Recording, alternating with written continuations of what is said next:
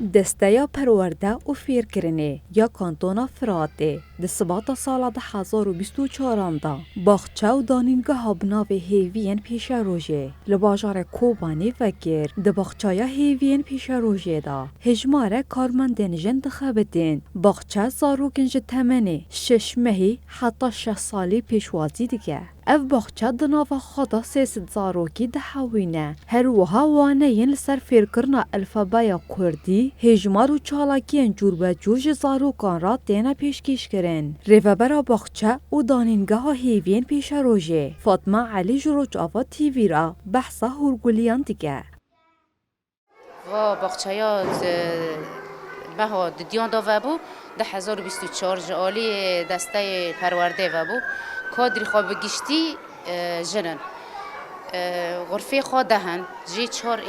حضانه و 6 روضانه ده دام یکی جه دیان هی جی 12 مامستانه ذاتن 6 لوی دانینه 6 لوی دانینه دایک دو غرفه ده حرکی سینه بگشتی هر جماری خاصی سده لی هجمار زیادت بیو کم تبه جی کرک جهانا قیزک جهانا و باخچه‌ها نه بس تنه ای موظفینان مدنی نجی بس ام بین هر سه ماهی هوینه ما مستا زارو که خا اود کند ساکنینن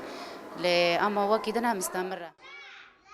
ماموسته مدینه خلیلجی داخواست دکه کوهین باخچه اندینجی ورن فکرین و در فتن کارج بو جران ورن زیده کرن. شخوا هجماری زاروکن 25 زاروکن از لوی داره وان فیری هجماران تیپان هن لیستوکان و نشاطاتان دکم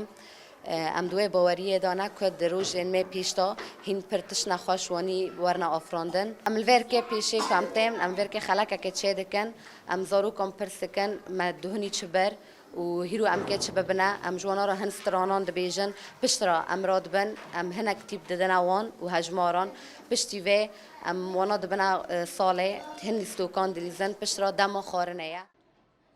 باخچه و دانینگاه هیوین پیش روژه لسر دو ورزان دریه خواه دیگه بگشتی دو وردا 12 ماموسته و 300 زاروک جه دیگرن افگاف جی جبوز جنان و مالباتن زاروکان بوید جه کیف خاشی و شنازیه